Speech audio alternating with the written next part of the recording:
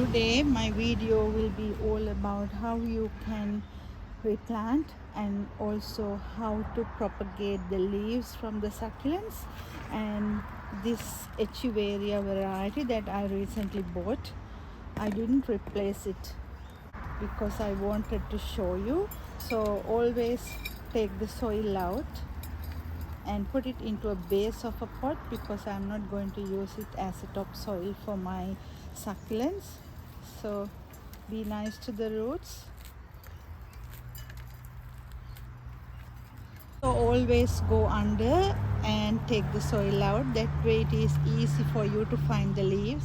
If you even press hard with your 2 fingers, look how it comes out. This is a very matured leaf. I don't think that it will succeed anyway. So this is a rotten leaf. Take it out. As you can see, there is a little baby, and now I'm going to find the last leaf, so then it is easy for you to go under the plant. So take the leaf out, always wiggle before you grab it. And the next one, as you can see, there is another small one. Take out.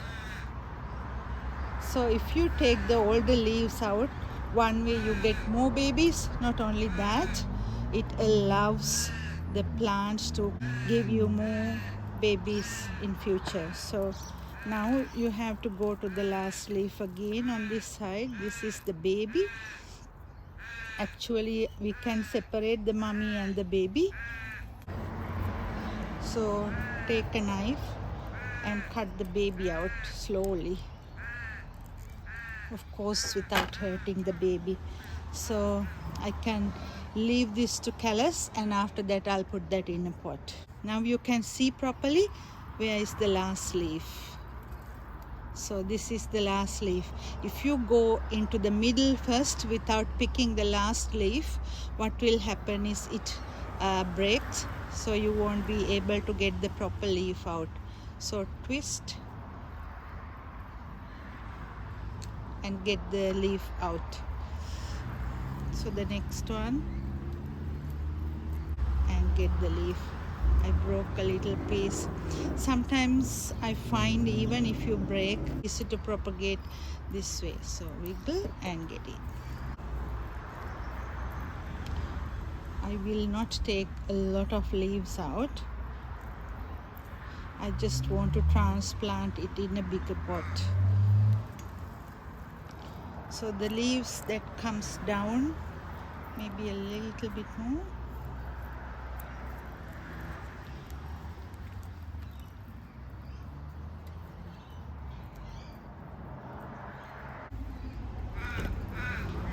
These plants I got from a nursery that has no names. I will find out with the leaf identifier later.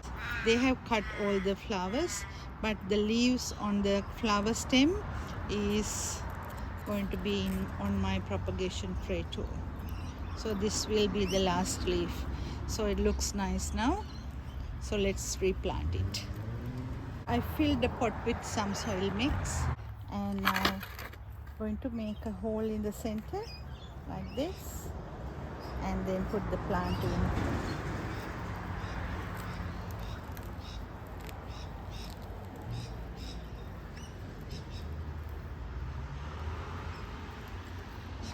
Press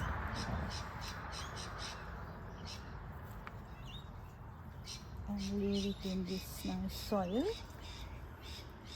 And I have some river pebbles or river sand that I'm going to put around, so that way when you water, the soil is not coming out from the pot, and it gives a nice look plus a bit of heat to the succulents.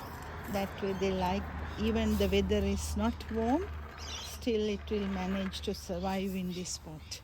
Now always after planting, I give it a good shower until it nicely wet, and after that I'm going to water it again in another week. The beauty of succulent is that you don't need to water it frequently, only once a week will be enough. Some succulents I don't water at all. I cut around the box, and into that I put some soil and then some river stones on top. After, let's take the leaves that we have and put them on. I always put one to the other side and one to this side. That way it won't compete for the soil when they are growing. So once you leave that, different plants takes different times. This will not take longer as the weather in Australia is really warm these days. You don't need to be pedantic about putting it in a design or anything. Just put them on the soil mix and it will do the job later.